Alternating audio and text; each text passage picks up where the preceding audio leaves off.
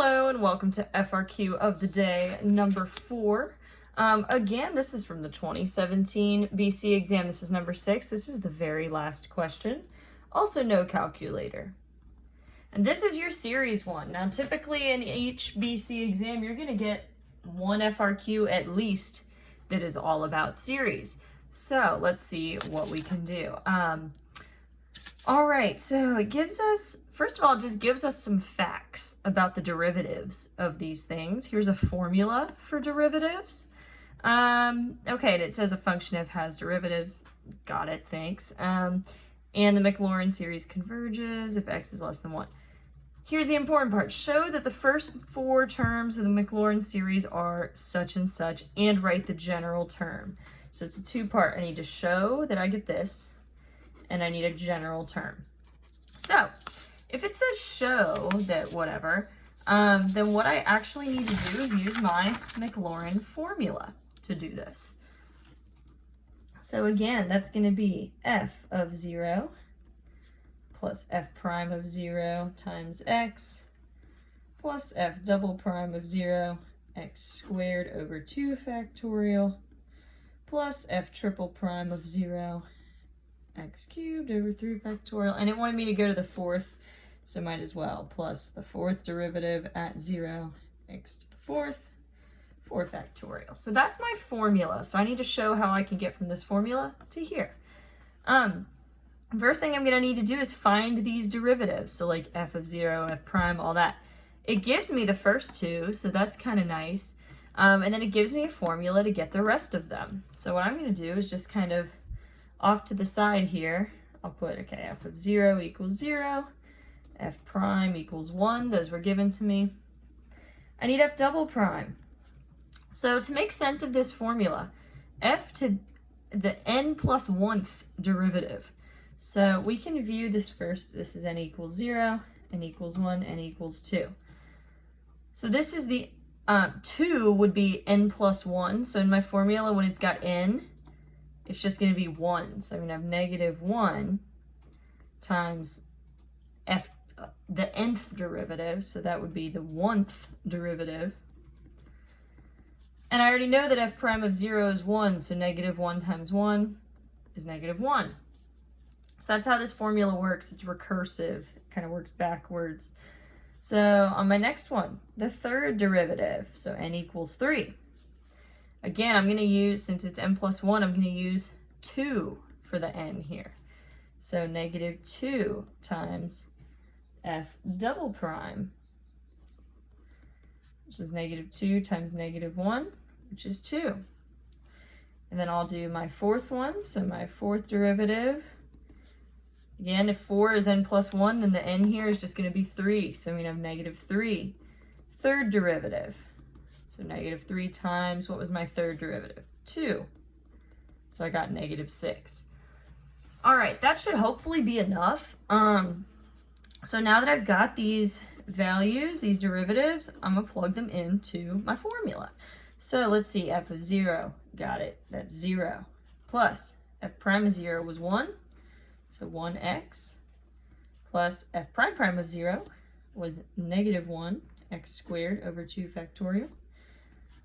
Triple prime was 2, x cubed over 3 factorial. 4th derivative was negative 6, x to the 4th, 4 factorial. And then ideally, if I simplify this, I'll end up with what I was supposed to. So let's see. I'm getting x for this part. This will be negative x squared over 2 factorial means 2 times 1, so that's 2. So far, so good. Plus, there's an x cubed in there. 3 factorial means 3 times 2. So you can think of it as those 2's will cancel out, or you're going to have 2 over 6, which is 1 over 3. And I have a minus. There's an x to the 4th. 4 factorial is 4 times 3 times 2, which is 24. 6 over 24 is the same as 1 over 4. So hey, that is what I was supposed to get. It's kind of nice they gave you the answer so you know if you did it right or not. Since I got that, I'm good to go. Now, I bet a lot of people miss this. It also says write the general term. So be careful. Don't forget to do that. So my general term means I need to come up with a formula with n in it. So looks to me like if this is n equals 1, n equals 2, n equals 3, n equals 4, looks to me like we're raising x to whatever that power is. So I'm going to put x to the n. And then check it out. We got the same number on the bottom here. So over n. And then my terms alternate. So we're going to need a -1 to the something. Usually it's -1 to the n, but think about it. If this is n equals 1 and we do -1 to the 1, that would be negative, and that's wrong. It needs to be shifted. So I'm going to do -1 to the n plus 1. Okay? And if you're not sure if your general term is correct, pick a number for n, plug it in, and make sure that it's what you're supposed to have here. Okay? So this was a 3-point question. I'll switch colors to give the points breakdown. This is 3 points. You got 1 point for the derivatives, so the ones we were missing. You got 1 point for verifying the terms, and you got 1 point for the general term. Okay, so that's already a third of this question. So if you got part A, that's pretty good, pretty good. At least a good start. All right, let's look at part B. It says determine whether the Maclaurin series you wrote converges absolutely or conditionally, or if it diverges at x equals 1. So when you get these questions, use your general term, okay? So what I basically have here is I have my series, so I'm going to write it like a series. I'm going to put a sum, usually could start at n equals 0. Or actually, we're dividing by 0. So I'm going to start at n equals 1 to infinity. I'm going to put my general term, so -1 to the n plus 1, x to the n over n. Now, it tells me that x equals 1, so I'm going to plug in 1 for x. So I'm getting the sum, still got -1 to the n plus 1. 1 to the n is always going to be 1. So this is really the series that I'm going to be working with here.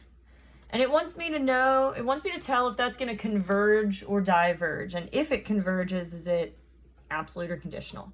So you need to think about your tests. What I would try first, because it's alternating, do the alternating series test, because that's a relatively easy one. So the alternating series test, that's the one where it has to meet 3 conditions. Does it alternate? Yes, it does. Do the terms decrease in magnitude? Like, do they get smaller? That is true too, because we'll have like 1/2, 1/3, 1/4, those get smaller. And then is the limit 0? Well, 1 over infinity would go to 0. So yes, so since those conditions are met, I can say by the alternating series test,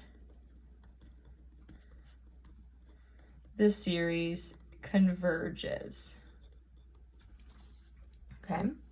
Now you might want to write this in a sentence, but if you're short on time, you just have to show that you thought about those conditions, okay? And then name which test you used here, okay? Now, if you don't show what the conditions were, they're not going to give you credit for that, all right? And then it also said, does it converge absolutely or conditionally? So this is where you're going to take the not alternating version of it. So that would just be, without the alternating bit, it'd be 1 over n. We know that's a famous series. That's the harmonic series. It's a p series with p equals 1. And that diverges. That's kind of one of our base level ones that you should know. So since the normal one, the alternating one converges, but the non-alternating one does not, we're going to say, therefore, our series converges conditionally. Okay. All right, now this was a 2-point question. And it just said you got 2 points for answer with reason. So my guess is there might have been some partial credit, like if you did one of the tests but not the other or something like that. All right. Already we're up to 5 points. Let's see what comes next. All right, then they say part C, write the first 4 in the general term for the series that's going to be the integral of our series, right? F was the series we already did. So now we're doing the integral of it. So this is actually a pretty easy one, because all you're going to do is you're going to take the integral of those 4 terms and the general term. So that's what I did. I wrote it like this. Said, okay, here's my series. Keeps going, whatever. Then it gets to the general term, which was x to the n over n. I guess this would be dt, technically. Just do the integral one piece at a time. So I'm going to raise the exponent and divide. So I'm going to get x squared over 2 minus x cubed over, if I'm dividing by 3, 2 times 3 will be 6. X to the 4th, if I'm dividing by 4, 3 times 4, 12. Again, dividing by 5, 4 times 5, 20. So it said do the first 4 terms, I've got that, and then it said do the general term. So remember, constants just stay. So it's still going to be this -1 to the n plus 1. For my x, though, I'm going to raise the exponent, so n plus 1. Then I'm going to divide by n plus 1. And how about I just write it like this? N plus 1, and then there's also an n on the bottom. So there you have it. There is your first 4 terms and your general term. So that one looks harder than it is, I feel like. And it was worth 3 points. So your first point, it said 2 terms. So I guess, did you get half of it? Then you got another point if you got the remaining terms. So there was partial credit here. And then you got a point for the general term. Okay. So score yourself. See how that one went. All right, part D. I think part D is the most confusing because they worded it really weird. The concept's not hard, but the wording stinks. So anyway, they said we're going to have a Taylor polynomial and x is 1/2. Okay, so that would be like plugging in 1/2 to the thing we got earlier. Oh, and G, we're using G. That's the integral thing that we just found in part C. Here's the important part. We're using the alternating series error bound. Now, what that says is that I'll write it over here on my sheet. The error is going to be less than or equal to the next unused term. So, for us, if we look back at the problem, they're looking at the 4th polynomial.